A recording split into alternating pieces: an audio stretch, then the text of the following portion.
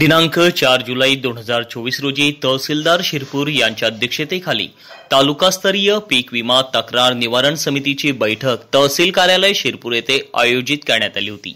सदर बैठकीस तहसीलदार अधिकार पेंढारकर, कृषी अधिकारी संजय पवार, जिल्हा व्यवस्थापक HDFC अर्गो रुपेश कुमार दीक्षित, श्री अमोल ठाकरे, दर्शन पाटील व तालुक्यातील विविध राष्ट्रीयकृत बँकांचे शाखा व्यवस्थापक आणि CSC केंद्राचे तालुका समन्वयक उपस्थित होते।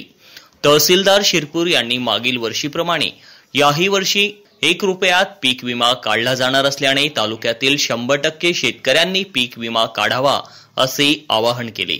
तसेच CSC केंद्रधारक यांनी शेतकऱ्यांकडून जादाचे पैसे आकारल्यास कारवाई करण्यात येईल असे सांगण्यात आले।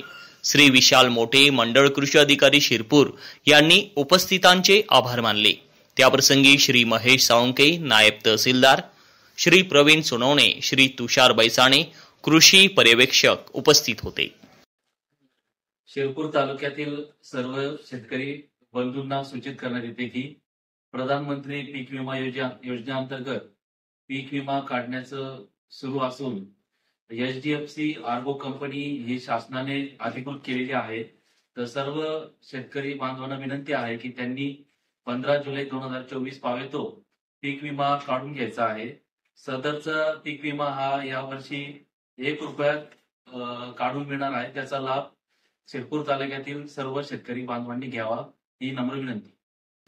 नमस्कार शेतकरी बांधवांनो, मी संजय पवार, तालुका कृषी अधिकारी शिरपूर, आपल्या शिरपूर तालुक्यातील सर्व शेतकरी बांधवांना एक आवाहन करू इच्छितो की प्रधानमंत्री पीक विमा योजना खरीप हंगाम 2024च्या अनुषंगाने आपण हा जो पंधरवडा आहे, हा पंधरवडा पीक विमा पंधरवडा म्हणून या ठिकाणी साजरा करत आहोत। तर माझ्या सर्व शेतकरी बांधवांना या ठिकाणी मी आवाहन करू इच्छितो की आपण सर्वांनी 15 जुलैच्या अगोदर आपल्या पिकाचा पीक विमा हा संरक्षित करून घ्यावा। यासाठी जी जोखमीच्या बाबी आहेत त्यामध्ये प्रतिकूल हवामान घटकामुळे जर पेरणी उशिरा झाली किंवा लागणी किंवा उगवण क्षमता जर प्रॉपर जर नाही झाली तर यामध्ये देखील तो समाविष्ट आहे। तर यामध्ये सर्वसाधारण पेरणी क्षेत्राच्या 75% पर्यंत जर नुकसान झालं तर ही बाब सुद्धा संरक्षित यामध्ये दिलेली आहे। तसंच जर का पूर किंवा पावसातील खंड किंवा दुष्काळ यामुळे जर आपल्या पिकाचं नुकसान झालं तर यामध्ये देखील आपल्याला संरक्षित रक्कम यामध्ये देण्याची तरतूद आहे। त्याचप्रमाणे जर स्थानिक नैसर्गिक आपत्ती ज्यामध्ये गारपीट, भूस्खलन, पीक विमा संरक्षित क्षेत्र जलमय झाले किंवा ढगफुटी किंवा वीज कोसळल्यामुळे लागणारी जी नैसर्गिक आग आहे ती जर लागली त्या बाबी सुद्धा यामध्ये कव्हर आहे।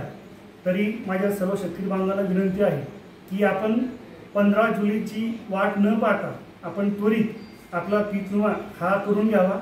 यावर्षी जी काही अधुष्ठित केलेली पिकं आहेत ज्यामध्ये कापूस, बाजरी, ज्वारी, उडीद, मूग, तूर यासारखी पिकं यामध्ये अधिसूचित केली आहेत। यामध्ये आपण फक्त नाममात्र 1 रुपया भरून आपण आपलं क्षेत्र हे संरक्षित आपण करू शकता। तरी सर्व शेतकरी बांधवांनी यासाठी आवश्यक असणारे जे कागदपत्र आहे त्यामध्ये 7/12, 8, आधार कार्ड, बँक पासबुक झेरॉक्स आणि त्यासोबतच 1 रुपया आणि आपला स्वयंघोषणापत्र या बाबी घेऊन आपल्या जवळच्या CSC केंद्र किंवा एखाद्या कुठल्याही वित्तीय संस्था ज्या काही बँका आहेत या माध्यमातून आपला विमा हा या ठिकाणी काढू शकता। तरी शेतकरी बांधवांनी जास्तीत जास्त या योजनेचा लाभ घ्यावा असे मी सर्वांना आवाहन करतो। धन्यवाद।